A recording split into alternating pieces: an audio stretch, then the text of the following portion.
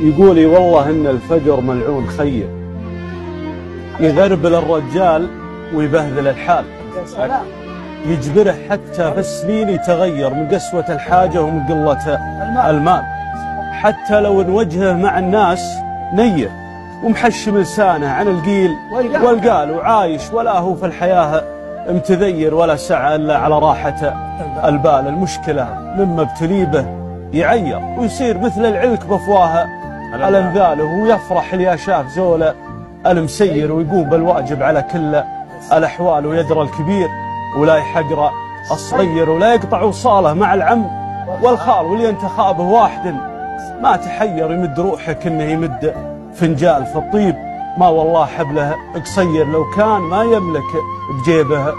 ولا ريال، والعز ما هو سوق طب وتخير، العز يشرى بالمواقف والأفعال، والمال